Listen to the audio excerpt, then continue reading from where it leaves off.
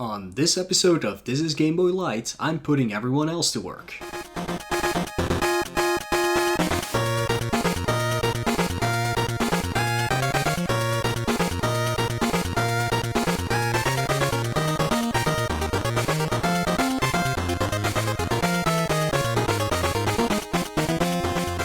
Hello everybody and welcome back to a brand new This is Game Boy Lite episode, presented only by me, Moelle. Hello everybody, hope you're all doing well with the holidays and things coming up. Everybody's gonna have a hopefully wonderful but still safe time. Anyways, this is a little bit of a quote-unquote special episode, or maybe I'll just say different kind of episode. I will not really be talking about a game or a series or anything like combining things that are super close to an actual game or something like that, but I wanted to take some time to do a little bit of a shorter episode about all of those things that we, like me, Baltic, Lex, well, EBC. I keep saying Baltic because why not, but yeah, EBC. What we've been working on in the background. We've mentioned like snippets here and there, but I do want to take some time to not only talk a little bit more about them, but also to actually ask for help from anybody who might be listening or anybody who knows somebody that could help us with those things we have been doing. But I will get right into that after I, of course, do the little introduction section, so I'll be talking a little bit about games that I've been playing on the side. So at least there will still be a little bit of game information in this episode. So yeah, let's dive right into that. First, I'll talk about the games that I've been playing that are not Game Boy related. First up being Star Ocean 5, Integrity and Faithlessness on PS4. I think most people know the Star Ocean series by now. Maybe you've not played them, but you've probably heard of them for sure. I think 1 and 2 are amazing games. I've never played 3. 4 was alright-ish, and 5 is kind of the same deal as 4. Like, mechanic-wise, this is not a bad game at all, not a bad RPG at all. It's actually fun to play. Sadly, they did not put that much effort into anything else that comes with it, so story-wise, it's a pretty mediocre, boring game. If you can call it that. Like, the main story is maybe 12 to 18 hours long, depending on how fast you're going. All the rest is completely optional, which does give you a little bit more insight into the characters and their relationship between them, but the actual overlapping plot of the game is very run-of-the-mill and not very interesting. So if you're looking for an RPG to play for the story, definitely don't go with this one. If you just want a very simple, I guess, action RPG, it might be fun for you. Like, I had fun playing it, but it's definitely not on the top 10 of my favorite RPG lists at all. I'm also trying to complete it, but Star Ocean is very well known for not being a very fun game to complete. All the achievements, of course, for the PS4 version, but it basically means completing the game as well, as you have to get all battle trophies, all items, all recipes, things like that. But yeah, it's not very fun to do, and the biggest problem with this game is that it offers different difficulties that only unlock after you first beat the game on easy or normal, and then you get 2 other ones, and if you want to get all the trophies, you have to beat it on both of those other difficulties as well. I've been playing it for 80 hours. I've basically completed the normal playthrough. I don't intend to do the other 2 difficulties anytime soon. I actually shelved the game for now, but I will get back to it, because even getting through those modes will only take about 10 hours if you just literally skip all, well, you can't even skip all the cutscenes, but if you just plow right through it, it's not that long of a game at all. But yeah, I've had enough for now, so I will be moving on. Besides that, I've been playing a little bit, only like 3 or 4 hours of Death Stranding. I got that during a Black Friday sale.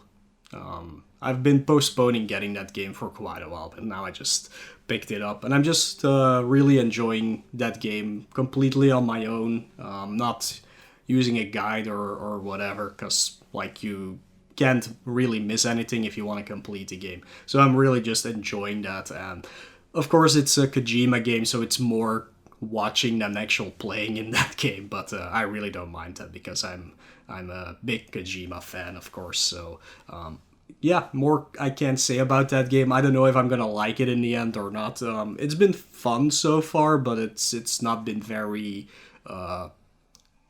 challenging gameplay wise, I would say. Like it's not that deep yet, but I'm still like basically in tutorial territory. New things keep popping up that you can do, so yeah, maybe I'll report on that when I'm done with the game, but that will also take like 100 hours or something, so might be a while. But yeah, that's all I've been playing non-Game Boy wise. Of course, after October and my whole Spooptober streaming thing, I went back to Game Boy, but the first game I had to do was basically Picross 2, because that was the one that was chosen. But Picross 2 is basically the hard mode of the Picross games on Game Boy. So you have Mario's Picross and Picross 2. And after a while, I think after 15 hours, it really showed that I wasn't prepared for that yet. Because I might have done a few, what are they called, nanograms before I played this game, but I wasn't really familiar with the techniques used for them and such. And because Picross 2 is more of advanced puzzles, I couldn't really progress the way I needed to progress in that game. So I decided to play Mario's Picross first, because that starts with very easy puzzles and then goes into pretty hard ones near the end of the game. But yeah, that one took me a while. That's like 32 hours of Picross that I have been playing. I am familiar with the techniques now, but I still have some issues here and there. But I can definitely recommend that game if you're into Picross games or nanograms or anything like that. It's really fun. It has a lot of content, so it's really perfect to like play a few puzzles here and there. If you're like watching something or listening to something and then you want to do some Picrossing, it's a very cool game to jump into. I don't remember how many stages it had on the top of my head. It might be 250 or something, or maybe I'm thinking of Picross 2, but Picross 2 is definitely gonna take me like 100 hours because that one is crazy big. There's like a million puzzles. Well, not a million, but like 500 or something. So that's gonna take me forever to get through it, especially because the difficulty of it is also a lot harder. But yeah, it's a fun game. I'll get back to Picross 2 next year. I'm taking a little break from it, even though I am keeping the techniques fresh in my head by playing. I always forget what it's called, but there's a Konami Picross game that you can play on your phone. So I'm playing that like 1 or 2 puzzles a day just to keep it fresh in my mind so I don't lose those techniques when I get back to Picross 2 for Game Boy.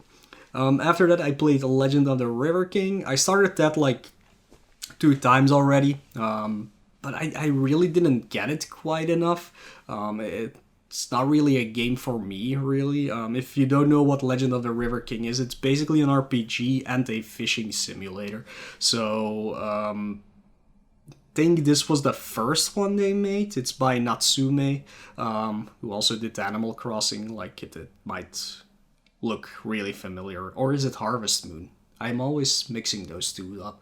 But anyways, like, you can see the resemblance between the series at least, but I don't know if this was their first try completely or not, but there's also a Game Boy Color version of the same game, and I do hope they ironed out some of the weird mechanics they had for this game, because there are ways to soft lock yourself if you run out of money. The actual battle system is not very fun in it at all.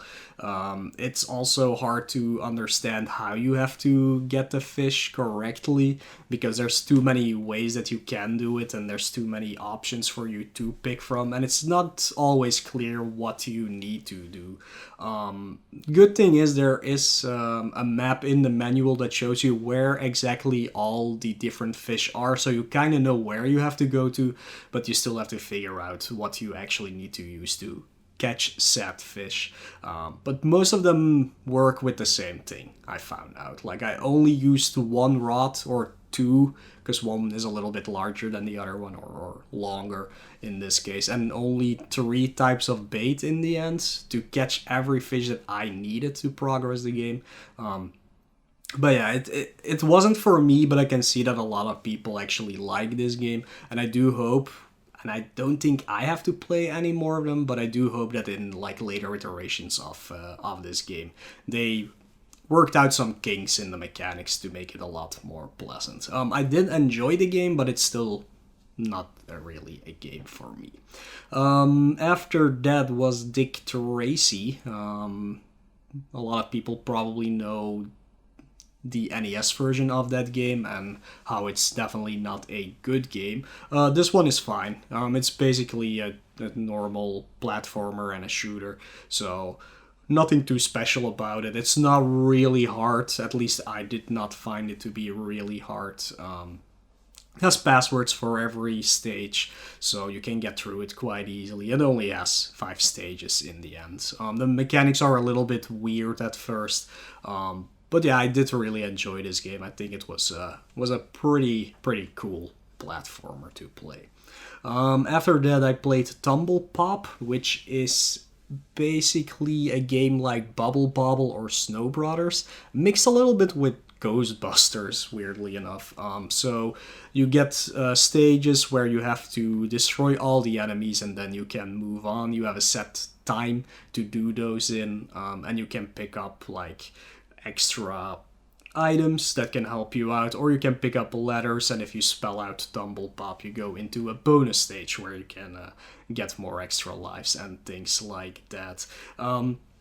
This is basically a sequel to the arcade game Tumble Pop, which I think only offered like 10 different stages repeated over and over and over again. This actually has a complete world in it where you traverse from like a castle to a circus to a factory, yada yada yada, and you face a boss at the end of those sections, and then in the end you are able to access the final area and go to the what you think final boss. But after you've beaten the boss, you actually get sent back out to the start of the game, where new paths have opened throughout the stages, so you have to not redo them, you have to do those new stages, which unlocks the bosses again, so you can face off against those again throughout the stages. They haven't changed at all, they're completely the same. And if you've beaten all of them again, you get access to the final world again, do a few more stages, and then you end up at what you again think will be the final boss, but nope, it is not. You actually defeat the boss, and then you go into a boss rush where you have to defeat all of those bosses again that you've previously faced. Yes, even the one that you just literally did in the same world. That was really weird to see. Again, they didn't up the difficulty or anything. It's literally the same fights again. And after that, you actually get to face the final boss, which has, I believe, 3 forms? I don't remember. But yeah, that boss rush at the end was completely unnecessary because you've already beaten everything twice, but hey, there you go. That's just how this game goes. It's very fun. I would really recommend it. I had a lot of fun with it. It's very easy. It offers passwords, but I don't think you'll need them unless you want to take a break. But yeah, I would say check that game out. It's a pretty cool take on the genre, if you can call it that, and I think it's more fun to play than Bubble Bobble or Snow Bros. So yeah. Alright, moving on, I played Prehistoric Man, which is a quote-unquote port of an old DOS game. I love this game. This was a really cool game. It's a very standard platformer, I would say, with some very weird hitboxes for sure. But it has like amazing graphics, cool music, and in my opinion, very interesting boss fights. Like they're not what you would expect from boss fights, where you just have to hit them to kill them. I mean, you do still have to hit them, of course, but they always have like some kind of cool mechanic to them, which makes them pretty interesting to do. Yeah, this was a fun game. I really enjoyed playing through it. It only took me like two or three tries to get through it, because you only have 2 continues in this game, but you can pick up some extra lives throughout the game by collecting a bunch of food or straight out finding 1-ups through the stages. And all the stages are, as soon as you know the stages, they only will take you like a minute or 2 minutes to get through anyways. It's some of the boss fights that take a little bit longer to get through, especially the second boss fight. But I don't want to spoil the boss fights, because I really think everybody should check out this game on their own. And then the game I'm currently playing is a Buster Brothers, or Pang, as it's called in Europe and Japan, I believe. In America, it's Buster Brothers or Buster Bros, which is an arcade type of game, where you're at the bottom of the screen and you're shooting a hook upwards, trying to destroy balls. I call them balls. Apparently, the manual says they're balloons, and I think the game itself says they are bubbles. So I don't think they even know what they are, but I just call them balls. But you hit a big ball, it splits into 2 medium balls. You hit the medium balls, they split into 2 small balls. It's a game that everybody will recognize immediately, at least. The Game Boy version is like world-based, where you have like 3 stages per world or something like that. That wouldn't make sense math-wise in the end, but maybe some only have 2, whatever, doesn't really matter. But you go through the entire world, basically, the actual world, I mean, like Paris and I can only come up with this, Paris right now, Leningrad. I mean, you travel all over the world, do a few stages and move on. And this game offers 50 stages in total. No continues, but weirdly enough, you can select stage 17 on the world map. That's as far as you can select. You also have to start playing from 17 again, or you just play through the entire game, which is not that easy. I'm still stuck with it. The final few stages are really wrecking me, but I am enjoying this game, but it's very stressful, because it's like one-hit kills. You only have 6 lives to start with. Extra lives are sparse. It's either 10,000 points or they fall sometimes when you shoot one of the balls. But I hope I'll get through that game soon. Like, for me today, hopefully. But yeah, for everything else, maybe when we do the next episode. But yeah, that's all I've been playing, so there you go. There's a little bit of gaming information for you. Right after this break, I'll be jumping into talking about 2 of the projects that we are doing, and I will dive a little bit deeper into those and tell you how you can help us out with both of them. So be right back.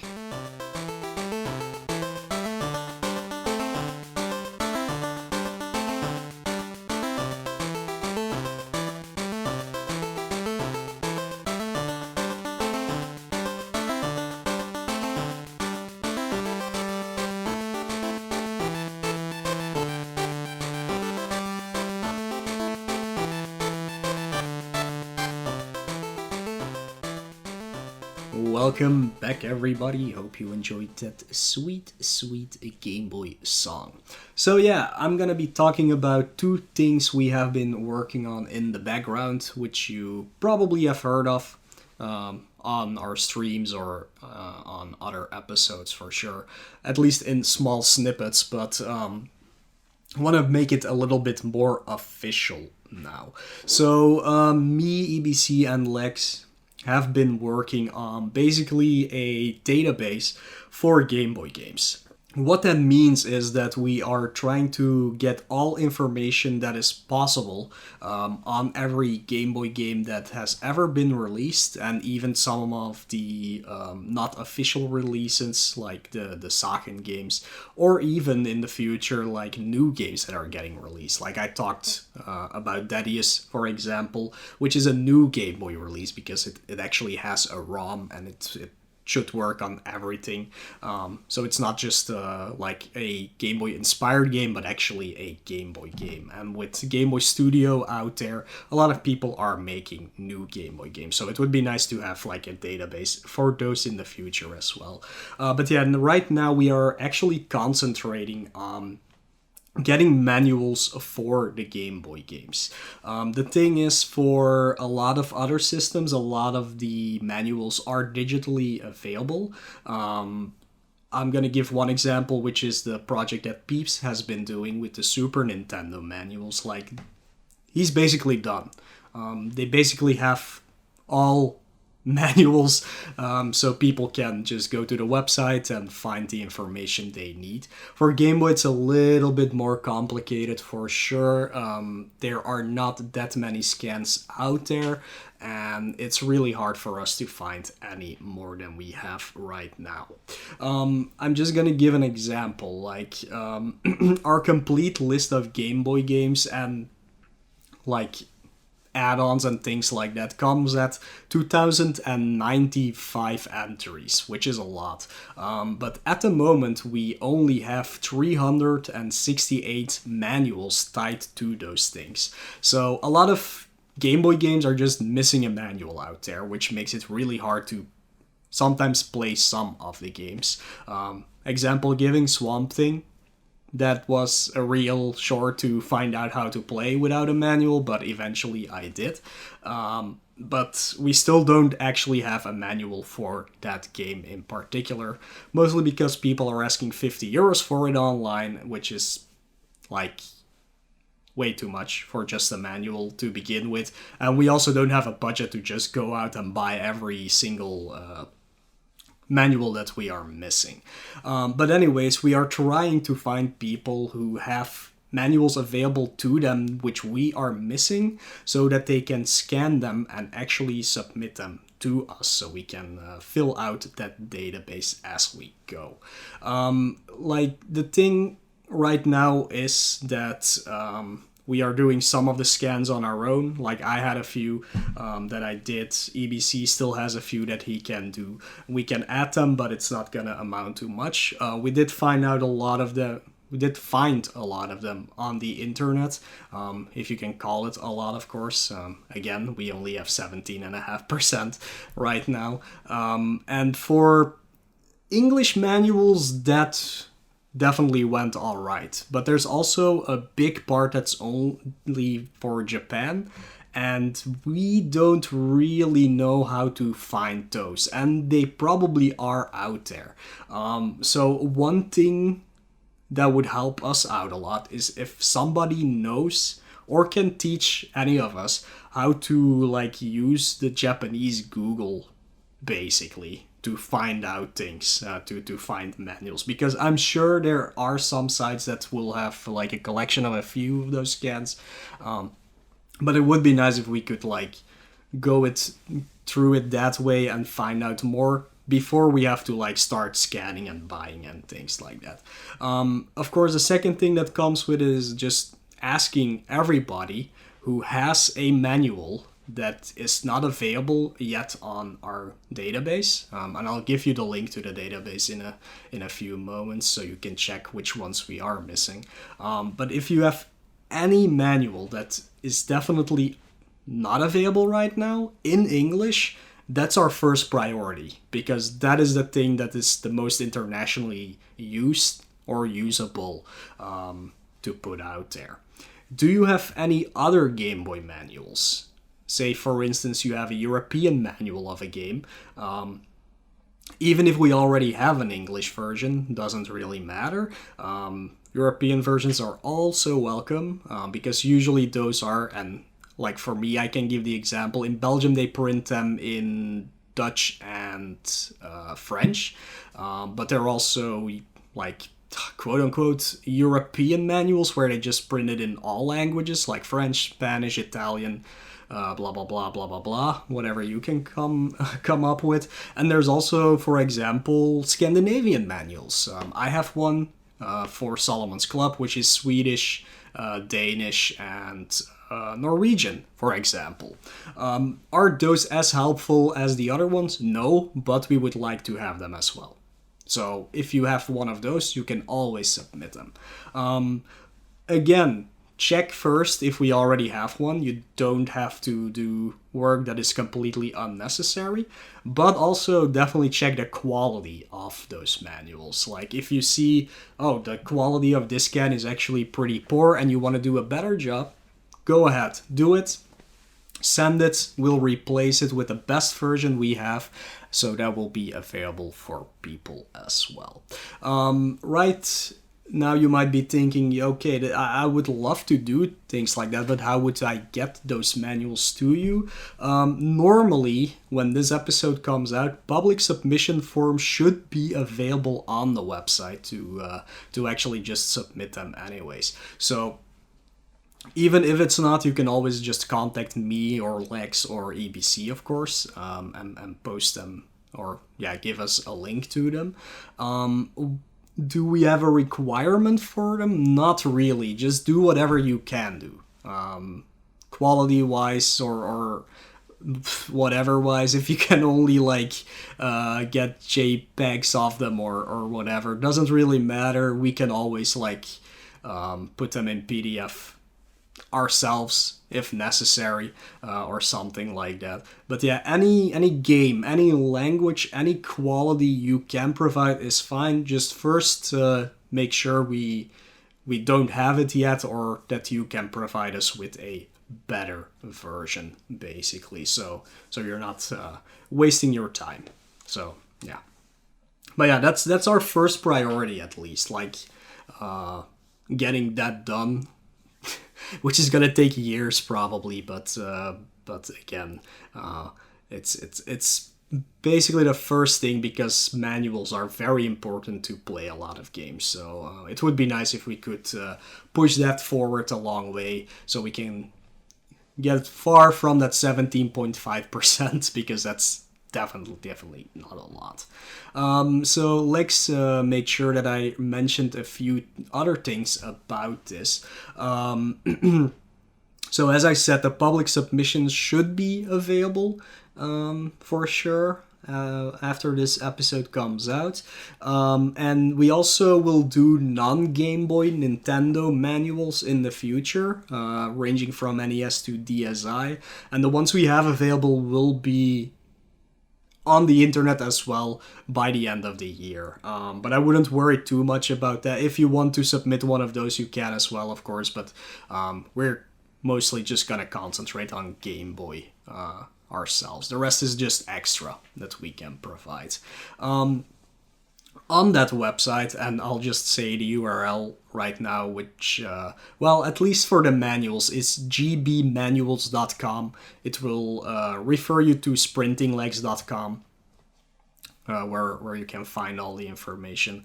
But yeah, if you look at the list and you click on one of the things, you will be taken to a page where it has a lot of information about set manual. So it has file hash values, it has the file file size, it says who it's uploaded by, who it's scanned by, what the quality is, and a way to, of course, download those links. But meanwhile, Lex is also making a master list of Game Boy games, which doesn't not only include the manuals, of course, but also a full data set about Game Boy games, which means getting metadata out of the ROMs about each game, what card types they have, what the player count is, yada yada yada.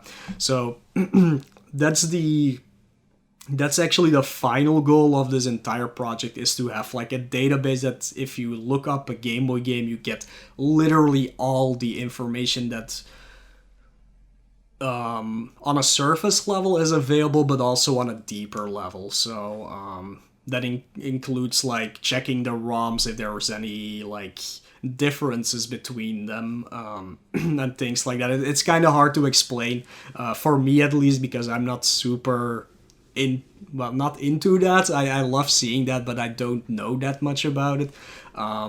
It's just to provide the best information possible about each game. No, we will not make ROMs available. That is not a thing that we are trying to do. We are just using ROMs out of the cards we have to check them against each other, just to see if there's some weird kind of how do you call it, differences between them that we should be aware of, just different versions of games or something like that. So it's all just to figure out the data behind it, not to provide people with ROMs to play the game. So that is definitely not a thing that we will do. What else did Lex tell me to mention? Yeah, the database will eventually also have a public API for anybody who wants to use it for like an application or a website or things like that, just to pull the data from. So that will also be available. So you can use it for all the projects you are trying to make, actually. So.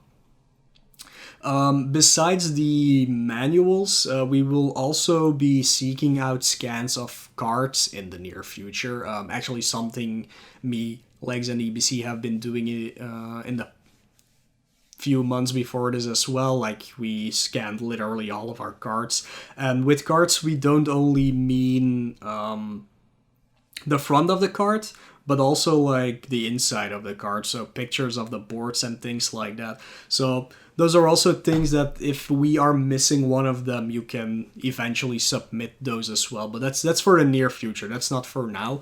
But if you are interested in helping us out with that, just please contact us and we'll give you the necessary information to start helping out with that as well. But yeah, that's pretty much all I can say about that project in particular. So if you want to help us any way you can, starting with the manuals, that's our first priority, let us know, or use a public submission form that will be available on gbmanuals.com. So there you go. Taking a short break now before I start with the next quote-unquote project, so enjoy this nice Game Boy tune while I'm gone. And welcome back again, everybody. Hope you enjoyed that nice tune. So let's talk a little bit about the second thing that mostly I have been doing, but with help from the Game Boy community. So I talked a lot about that I am doing a Game Boy System challenge, of course, just to get videos out there for basically all the games that are playable. There are a few that I can't play due to not knowing Japanese, of course, but it's all just a way to basically get information out there about Game Boy games that some people may have never heard of. So that is basically the starting point of my entire system challenge. With that, and from that, of course, comes the Tiny 10, which we have talked about in the past before, which is basically the speed running race that comes out of it, because I keep finding new games and then I put them in the race so people can basically enjoy them. A lot of these that I put in the Tiny 10 are already established games, but not games that have been run a lot. If you think of Game Boy speedrunning, most people will just think about Kirby's Dream Land, Pokemon, Super Mario Land 1 and 2. But there are a lot of other games out there, and we've mentioned it a lot of times before, that basically the Game Boy library is an untapped pool of speedrunning. There are quite a few games that have one or two runners that one time did something, but nothing really comes out of it beyond that. And that's why the Tiny 10 basically got established. So we got some new games to put out there that people can enjoy, maybe get interested in, finding new routes, getting that time down, and getting more people interested in speedrunning Game Boy games. So Tiny 1011 just ended. We had a lot of established runs that got new routing because of it, got a few new world records here and there, which is always very cool to see. But basically, I am already starting planning the next Tiny 10, which will be in about a year. Do I not have enough games to put on that list? Well, no. I think I already have like 22 games in the pool that we can just pick from. We just have to get a good order, basically, so it makes for an interesting race. But I do have a lot of games on the research list. The research list basically is a list of games that I have found while doing Portable Pleasure that either have absolutely no run, do have a run but is clearly not routed well, or just games that I thought would be interesting to have a run for. Sometimes I just come across something that is like, oh, this looks really cool. Maybe we can see what we can do with that game. So on the Game Boy Discord, the Game Boy Community Discord, people have access to that list. And everybody's free to just pick one of those games and start seeing if they can find something. And if a good or great speedrun comes out of it, I put it on the list of possible games for Tiny 10. So it's all just a way to just make people familiar a little bit more with Game Boy games, because sadly a lot of people still steer away from speedrunning those. And even though I am not technically a speedrunner myself, I just find games and put them out there. It is always nice to see when people are starting to get interesting in one of these games, and it's just nice to see a lot more varied Game Boy runs besides, again, Kirby's Dream Land, Pokemon, and Super Mario Land 2. So if you're at all interested in helping out with, like I said, completely new games with no routes, or you want to like do a task for an already known game, just to find out some new techniques that could be used by runners, just join the Game Boy Community Discord. And it's easy to find where it is. It's a channel called Tiny 10 Research, basically.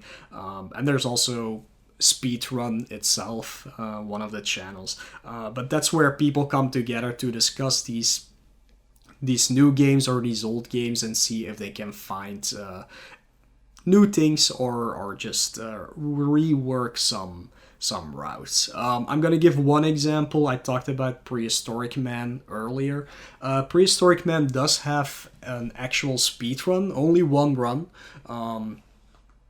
And watching that run, I saw that there's, with that route alone, a lot of improvement possible. But while I was playing the game casually myself for Portable Pleasure, I found a warp in the game, not a glitch, like an actual warp in the game that skips basically 1 minute of the entire run. So that's what I said in the Discord, like, hey, this game has a route, but here's a skip that you can do that I just found out while just playing it casually. If anybody is interested in picking it up and reworking the game, here you go. So yeah, that's basically the second project that we are working on. And for this podcast, we don't talk about speedrunning that much unless we really know something about that game, because that is totally not the focus of the podcast. But I know a lot of people do love speedrunning, and I know there's still a lot of potential for Game Boy speedrunning out there. And this is just a call out to see if anybody is interested in picking things up. And yeah, just again, contact us. Come to the Game Boy Discord, and you can find a link to the Game Boy Discord on gbrunners.com. So our normal website, you can just find one. It's on the front page on the sidebar. You can just click it and you will you will go to our Discord. And speaking of just speedrunning in generally for Game Boy, a lot of people have said like, yeah, but I need the correct hardware or something like that. But like the Super Game Boy 2 is really expensive nowadays, which is true. But there is a new option which we just verified because people asked that about this. There has been a new version of the SD2 SNES or the FX pack EverDrive for Super Nintendo, which now has a Super Game Boy 2 core on it, and that one we actually can verify is allowed for speedrunning. So you don't have to go out and buy a Super Game Boy 2, you can just use that if you already have it, or if you were planning on getting one anyways. That is a new way for people to actually start Game Boy speedrunning, and hopefully when this episode comes out, I will have updated the Game Boy Speedrunning Explained page on gbrunners.com as well to hold that information. But yeah, that's basically the two things I wanted to talk about today. Again, this is more of a podcast about asking for help from everybody who can help us. So again, just feel free to contact us for any of these things. We definitely appreciate it, and it will be very nice in the end to have like a one website where all information is available for Game Boy games and basically also Game Boy speedrunning. But yeah, that's everything I had to talk about today.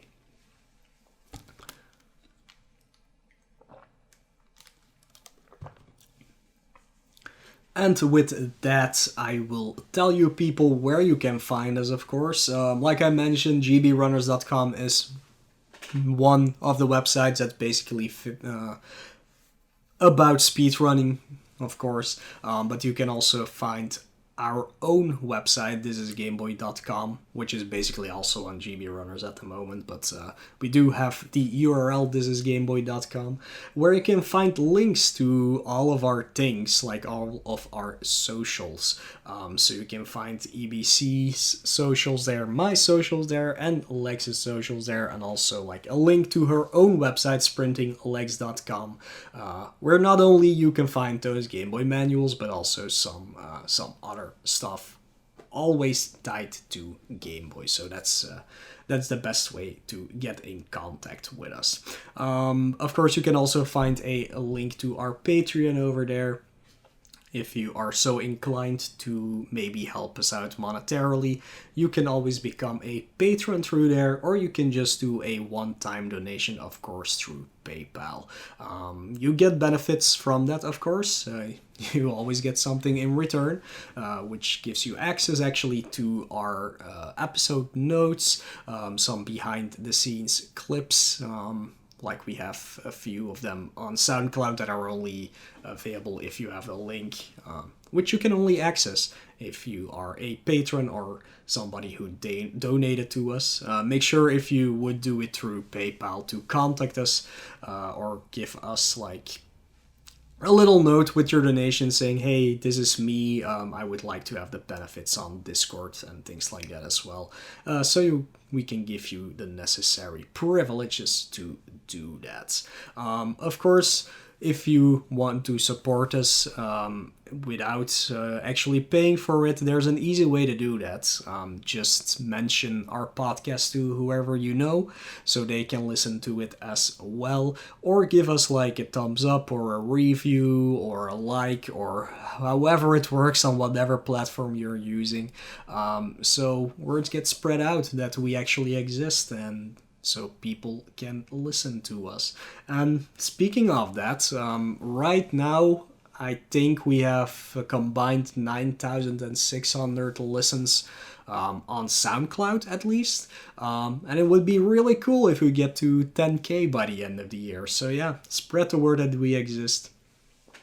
That will help us out in the long run as well. But yeah, with that, I am signing off. Next episode, like I said, I always say next week, but it's next episode. Me and EBC will be talking about asterisk. See you then.